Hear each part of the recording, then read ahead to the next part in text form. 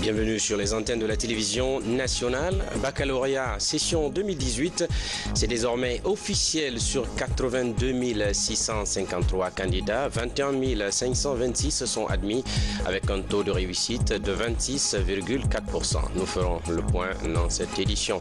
Et puis, prévention des maladies diarrhéiques, l'OIM et l'Agence nationale de sécurité sanitaire se donnent les mains à Fourkaria.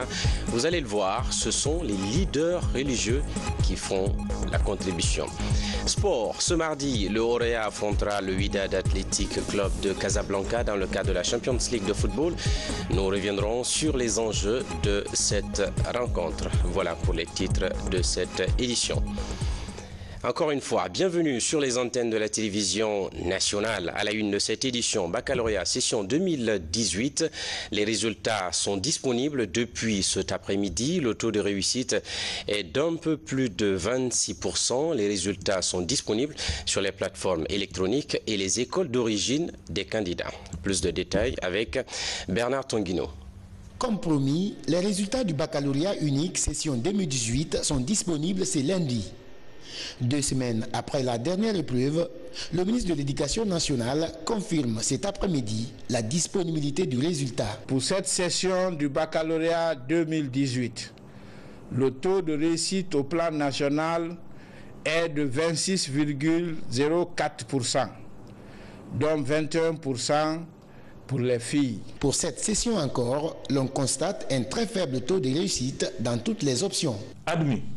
Sciences expérimentales, 5211, dont 1743 filles. Sciences mathématiques, 9934, dont 2881 filles.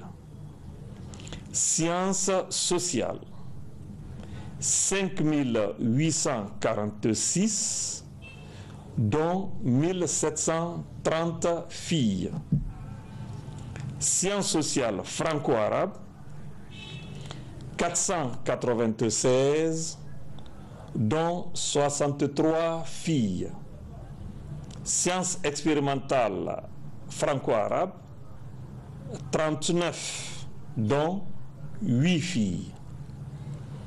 Total admis, 21 526, dont 6 425 filles. Les candidats peuvent donc connaître les résultats publiés sur les canaux de l'administration scolaire, sur le site du gouvernement et sur l'opérateur de téléphonie mobile MTN. L'actualité nationale, c'est aussi autour de la hausse du prix des hydrocarbures. Justement, le médiateur de la République s'est rendu au quartier général des syndicats à la Bourse du Travail. Mohamed Saïd Fofana a échangé avec l'intercentrale syndicale USTG-CNTG sur le réajustement du prix du carburant à la pompe. Le médiateur de la République invite les syndicalistes à revenir à la table de négociation. Valérie Talimanet. Accompagné de la présidente du Conseil économique et social, du président de la coalition des acteurs non étatiques de Guinée et de certains acteurs de la société civile, le médiateur de la République est venu à la rencontre des syndicalistes. Privilégier le dialogue pour éviter l'enlisement dans la crise sociale actuelle est tout l'enjeu de la démarche. Mais notre propos aujourd'hui, c'était de plaider pour que chaque parti accepte de rencontrer l'autre. C'est-à-dire un dialogue inclusif, qui suppose que, quels que soient les problèmes, quels que soient les points de vue et les positions de négociation, qu'on les fasse valoir autour d'une table de négociation et que chacun accepte de s'écouter. J'ai confié la Guinée aux syndicats et je suis sûr et certain que les messages, n'est-ce pas, on s'est compris dans ce que nous disons. J'attends un geste pour que l'on puisse un jour, et pas très loin, qu'on puisse réunir tout le monde autour d'une table afin que les Guinéens se parlent. Je crois que c'est ce qui est essentiel. Alors je pars ici très satisfait et encore confiant en ce syndicat, en cette centrale. Plus de 2 heures auront permis aux deux parties de s'accorder sur certains points essentiels, dont la préservation de la paix et de la quiétude sociale dans le pays. Les discussions autour du prix de carburant suscitent des prises de position radicales. Les syndicalistes réfléchissent encore avant de reprendre le fil du dialogue avec le gouvernement. Il est vrai, nous avons reçu de très bons conseils, mais nous sommes des syndicalistes. Nous sommes des mandatés. Nous avons écouté. Nous allons nous réunir, nous rencontrer, analyser ensemble, prendre langue avec nos mandats et ensemble nous allons décider et transmettre la décision à qui de droit. Après la rencontre avec les forces sociales le mercredi dernier et cette visite à la Bourse du Travail, le médiateur de la République compte maintenant établir le contact avec le gouvernement. Renouer le fil du dialogue entre partenaires sociaux est l'objectif poursuivi. Par ailleurs, le nouveau plan tarifaire du transport urbain et interurbain a été rendu public hier sur nos antennes. Les citoyens se félicitent de cette réglementation des prix. Alpha Issia Gaba a rencontré certains de nos concitoyens. Suivez leur réaction.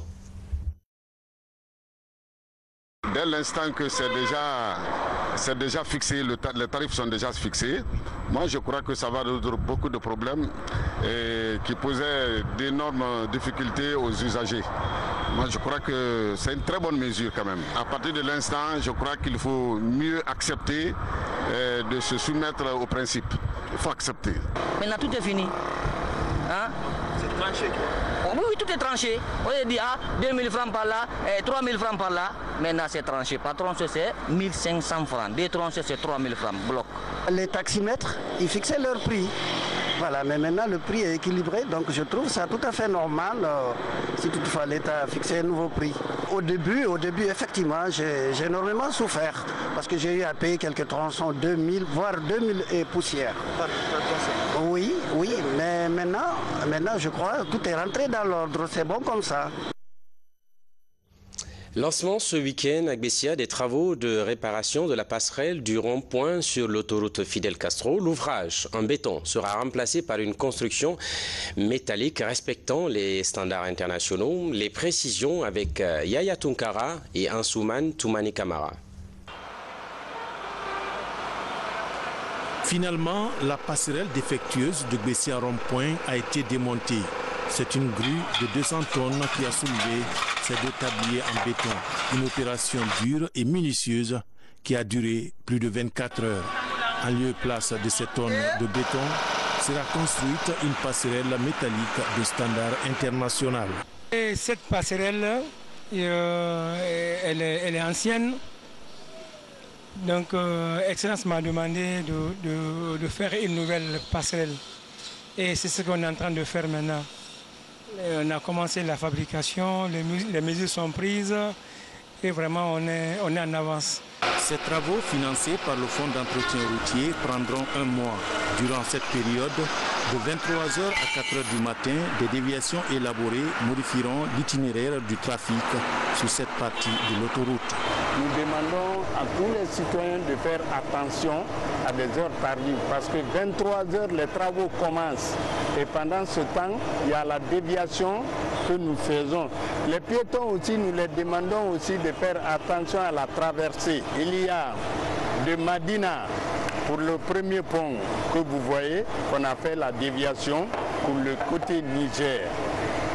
De l'aéroport, de la passerelle Gbessia, on a dévié pour le côté Niger aussi. Vous voyez à l'extrême côté gauche, et c'est aussi au niveau de la station.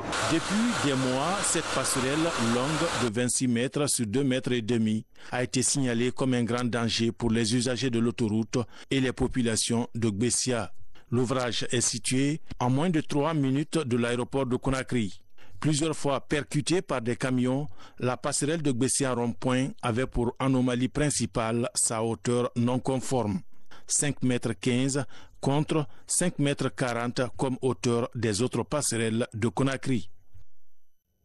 Et puis, cette feuille d'audience du Premier ministre chef du gouvernement, Dr Ibrahima Kassory Fofana, a reçu le représentant résident en Guinée de la Société financière internationale, un groupe de la Banque mondiale dédié au secteur privé. Il a été question justement de l'appui à la promotion de ce secteur dans notre pays. Adi Kamara du bureau de presse de la primature. La SFI, la Société financière internationale, intervient dans le domaine de la promotion du secteur privé. Le représentant résident de l'institution explique ici au Premier ministre Dr Ibrahima Kassory Fofana les réformes engagées, les projets ciblés et les stratégies à mettre en place pour viabiliser les investissements privés en Guinée. La Société financière internationale s'occupe essentiellement des problématiques liées au secteur privé. Nous sommes venus en cette qualité nous entretenir avec le Premier ministre sur l'état d'avancement des réformes en cours pour l'amélioration du climat des affaires en Guinée. La Guinée fait partie des pays les plus réformateurs en Afrique. Des progrès substantiels ont été réalisés au cours des dernières années, mais en même temps, des défis majeurs subsistent. Nous sommes venus discuter avec le Premier ministre sur les voies et les moyens d'accélérer la mise en place des réformes qui ont été déjà entreprises, mais surtout accélérer le mouvement sur les réformes à entreprendre, leur exécution, et tout cela dans un seul but, le but d'attirer les investisseurs de qualité, les investisseurs privés dans l'économie guinéenne. On parle d'investisseurs locaux, le secteur privé guinéen, mais aussi des investisseurs étrangers.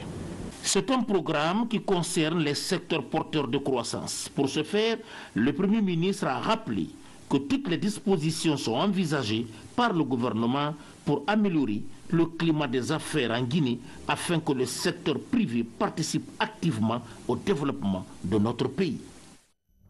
Allez, volet santé à présent au compte de cette édition. Afurikaria, l'Organisation internationale pour les migrations et l'Agence nationale pour la santé, pour la sécurité sanitaire lancent la campagne de sensibilisation pour la prévention des maladies diarrhéiques. Une centaine d'agents communautaires et, tenez-vous bien, des leaders religieux sont mobilisés pour la circonstance. Ça, Maratolno. À 85 km de la commune urbaine de Afurikaria, la sous-préfecture de Benti. Au marché de ces villages, situés en bordure de mer, tout comme dans les familles, les risques de maladies diarrhéiques sont souvent élevés en période de grandes pluies. Pour prévenir ces différentes maladies, notamment le choléra, des agents sensibilisateurs sillonnent les ménages. Ils expliquent aux familles les risques de contamination et les méthodes de prévention du choléra. Des kits d'hygiène sont distribués. Quand je viens dans une famille, je me présente. J'échange avec les responsables de famille sur les mesures à prendre pour éviter le choléra. Surtout, la nécessité de l'utilisation de l'eau potable en cette période hivernale.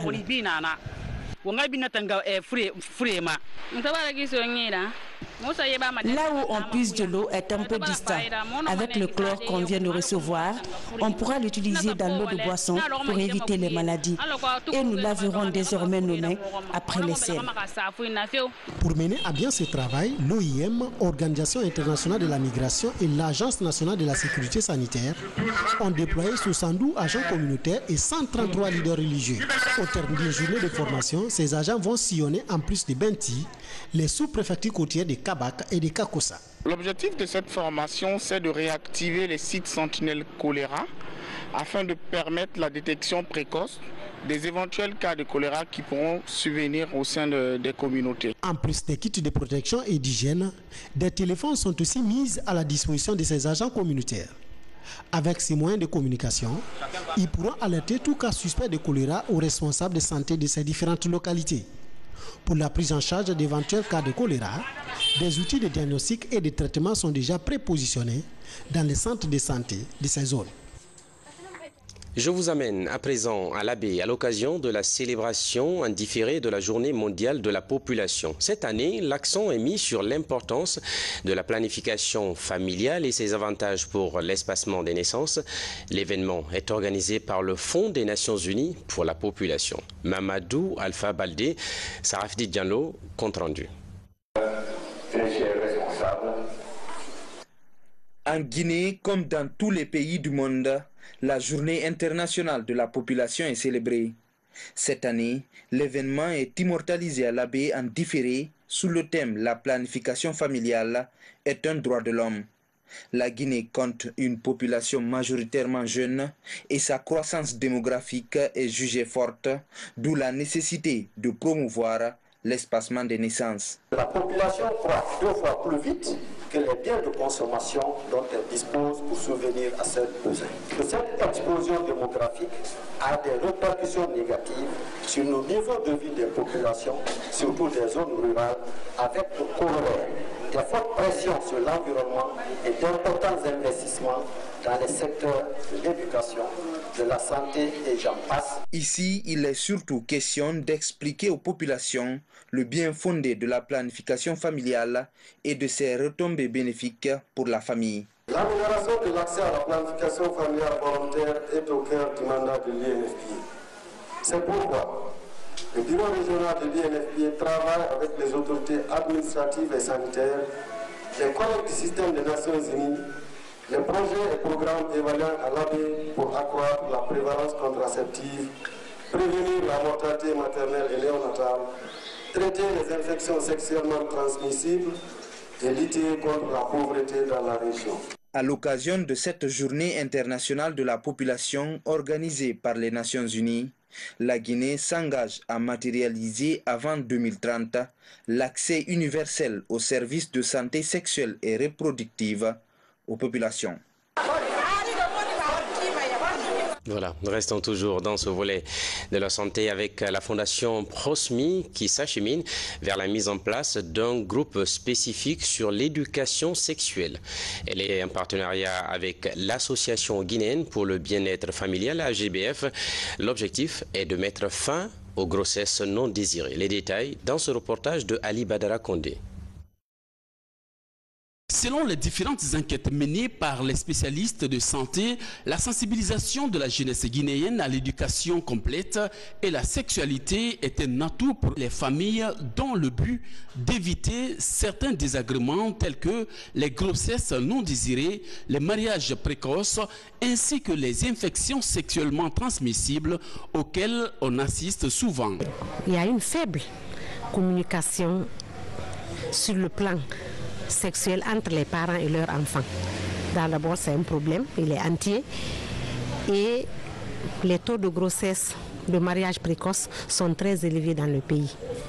Donc, si on a déjà, le pays a déjà un programme avec l'éducation complète à la sexualité, avec le programme de l'éducation. Donc, ça devient, c'est un plus à ce programme. Cet atelier de formation est une initiative de la première dame de la République, Hadja Diéné Kondé, à travers sa fondation Prosmi, en partenariat avec l'AGBF. Ce sous-groupe spécifique sur la sexualité constituera un espace de plaidoyer pour l'amélioration des conditions de santé de la reproduction des adolescents. Ce programme vise à créer un espace convivial qui permet à la jeunesse guinéenne, d'abord globalement considérée pas la jeunesse scolaire seulement, mais la jeunesse guinéenne de faire un comportement responsable dans l'utilisation du sexe.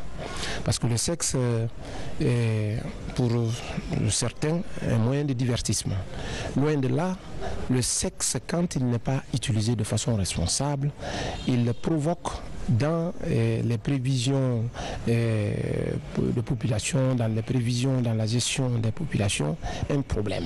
Parmi les préoccupations de la première dame de Guinée figure la jeunesse. C'est pourquoi elle me charge de vous transmettre toute sa reconnaissance et sa gratitude pour la mise en place du groupe spécifique sur l'éducation complète à la sexualité dans notre pays. Elle me charge également de vous signifier tout son soutien et sa disponibilité dans le processus de plaidoyer à venir auprès des pouvoirs publics et partenaires. Parmi les préoccupations majeures de la Première Dame de la République figure en bonne place la protection et l'émancipation de la jeune fille. Cela se matérialise par la lutte contre les mutilations génitales féminines, la sensibilisation sur l'éducation sexuelle et le bon usage des médicaments en milieu scolaire. À présent, l'actualité internationale qui est marquée par la rencontre entre le président américain et russe. À Paris, les Champs-Élysées avec le retour des héros de la Coupe du Monde. Daouda Tabansila. Le président américain Donald Trump a salué lundi à Helsinki le très bon début de son sommet historique avec Vladimir Poutine, destiné à apaiser les relations tumultueuses entre les deux premières puissances nucléaires du monde. À l'issue de plus de 2 heures d'entretien avec leur seul interprète, les deux hommes ont convié leurs délégations respectives dans un autre salon du palais pour un déjeuner de travail. Syrie, début de l'évacuation des rebelles de Dera, ex-bastion de la révolte. Plusieurs centaines de rebelles et de civils de la ville de Dera ont été évacués dimanche à destination du nord de la Syrie, plus de 7 ans après le début du soulèvement contre le régime dans cette région symbolique, désormais dans l'escarcelle de Damas. Le retour des héros, joueurs et encadrement de l'équipe de France, auréolé du 2e titre mondial de l'histoire des Bleus, 20 ans après celui de 1998, ont atterri peu avant 17 h à Roissy. Moins de 24 heures après leur victoire 4-2 sur la Croatie, les Bleus doivent se rendre à bord d'un bus frappé des 2 étoiles et de l'inscription champion du monde jusqu'au Champs-Élysées. Ils seront ensuite reçus par le président de la République au palais de l'Élysée. Et voilà, après la ferveur de la Coupe du Monde, place maintenant aux compétitions africaines. En Champions League de football, le Orea de Conakry jouera ce mardi au stade du 28 septembre contre le Wydad Athletic Club de Casablanca. À la veille de cette rencontre, les 2 entraîneurs reviennent sur les enjeux du match. Kaba Fodé. C'est la veille d'armes ce lundi pour le Orea de Conakry et le Wydad Athletic Club de Casablanca. Ces deux formations s'affrontent mardi au stade du 28 septembre au compte de la 3e journée des matchs allés de la phase de poule de la Champions League africaine de football. Le Wydad champion en titre nourrit encore d'ambition pour le sacre continental. Mais face au Orea de Conakry, le WAC est tout de même prudent. On est là pour jouer notre match. Comme j'ai dit tout à l'heure, avec beaucoup de sérénité, beaucoup d'engagement, beaucoup de présence pour atteindre notre objectif. Engagement, motivation et détermination sont entre autres valeurs approuvées par le Orea de Conakry. Le club de Matam, diminué par l'absence de certains de ses joueurs, entend aborder ce match avec un esprit de gagneur. Et l'entraîneur se veut rassurant. Quand on a des ambitions, quand on veut aller de l'avant, quand on veut se qualifier pour les quarts de finale, eh ben, ça passe par des victoires, naturellement à la maison. Donc, on s'est préparé en conséquence, on sait qu'on a un adversaire de qualité, mais bon, quand tu arrives dans les poules, toutes les équipes qui sont qualifiées ont de la qualité. Orea de Conakry, Wydad de Casablanca, la rencontre est d'autant plus importante qu'elle se joue entre les 2 premiers au classement du groupe C. La victoire de l'un ou de l'autre déterminerait à coup sûr la position de leader en attendant le match retour prévu samedi à Casablanca. On est chez nous, donc voilà, ça nous déposer notre jeu et puis bon, on espère que le public sera là pour nous motiver. Récemment tenu en échec à Conakry par le Mamelodi Sundowns de l'Afrique du Sud, 2 buts partout, le Orea est dans l'obligation de faire le résultat s'il veut faire déjouer tous les pronostics. Le coup d'envoi est prévu à 16 h temps universel. Et voilà, mesdames et messieurs, c'est la fin de ce journal. Merci de votre bien aimable attention. Bon suite de programme sur les antennes de la télévision nationale. Bonsoir.